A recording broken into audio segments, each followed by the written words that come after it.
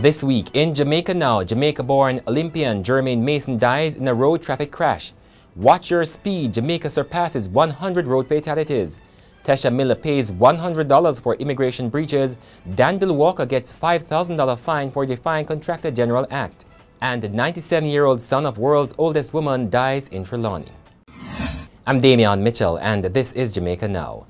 The police say alcohol and speeding might have contributed to the early morning motorcycle crash along the Palisadoes Main Road on Thursday, in which Olympian Germaine Mason was killed. Mason, a 34-year-old retired Jamaica-born British high jumper, was heading towards the Harborview roundabout when he lost control of the motorcycle and crashed. He was not wearing a helmet. The death has left the athletics fraternity in shock. What can one say? It's too late to turn back time, but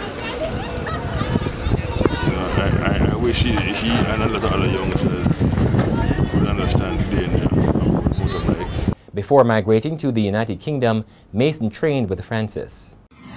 And the Road Safety Unit in the Transport Ministry is urging Jamaicans to be careful on the roads as deaths have now reached 102.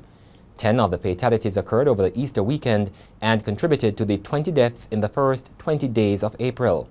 Among the Easter weekend victims are a police constable and his female companion who were killed in a crash on the North-South Highway. It has been a bittersweet week for one Trelawney family. 4 days after Duanvale resident 117-year-old Violet Brown was named the world's oldest person, her 97-year-old son Harland Fairweather died. Miss Brown was born on March 10, 1900 and is believed to be one of the 2 remaining persons who were born in the 19th century. Her caregiver, Elaine McGrowder, says Fairweather's death has been especially difficult for the supercentenarian who always prayed to die before her son. The National Security Minister, Robert Montague, has defended his ministry's award of a contract valued at more than $400 million to buy used vehicles for the police amid allegations by the opposition of irregularity. Opposition spokesman on national security, Peter Bunting, used his contribution to the sectoral debate in Parliament on Tuesday to raise questions about fit and proper criteria for receiving contracts from the government. But Mr. Montague said Mr. Bunting was merely seeking to catch the headlines. The integrity of the membership of the National Contracts Commission is above board. I understand that the Contractor General's Department have been asked to investigate. We would welcome that because we went right through, the thing was advertised. As is normal, there was an error in the first call, that's why the thing took so long, and we had to do over the ads because there was just a typo. But I said to the PS, let us be very safe. And the recommendations from our sector committee was not the recommendations the NCC recommended at the end of the day.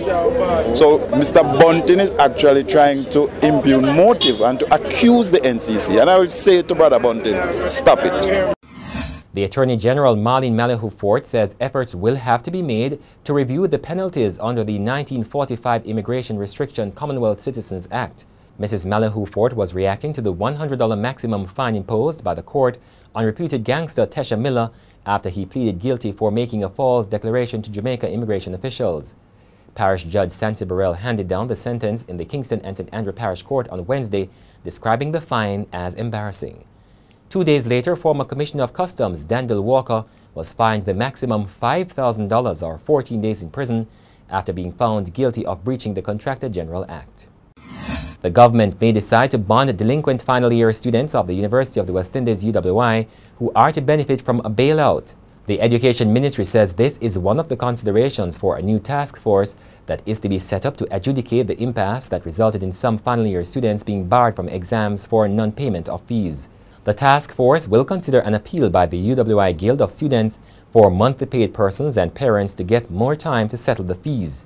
The government has allocated $300 million for students with hardships at the UWI, the University of Technology Jamaica, and the Caribbean Maritime Institute. The Jamaica Fire Brigade on Thursday ordered the closure of the RIU Hotel in Montague Bay, St. James, following a major explosion in the boiler room.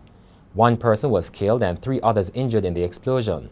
The fire brigade said a major investigation is now underway into the possible cause of the explosion. And that's it for this edition of Jamaica Now, your weekly review of the big news stories. Send us your comments at onlinefeedback@gleanerjm.com. You may tune in to Power 106 FM for regular updates, Follow us on Twitter at Jamaica Gleaner and on Facebook at Gleaner Jamaica. I'm Damian Mitchell, and as we go, more reactions to the death of Olympian Germaine Mason. Very sad day. May his soul rest in peace. My association with him started in 2000, Chile, World Juniors, and we were there when he did so well. And it is extremely sad. I think it has to be difficult for the athletes. A lot of them actually pass through the accident scene. But I know that they are warriors and they would want to perform for him.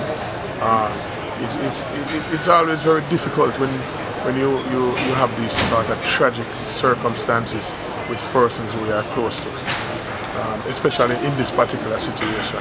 But I know we are resilient people, and the athletes will pull through. Life has to go on, and we have things to do. There are a lot of people who are dependent on what we do. So while we grieve, we still have to continue.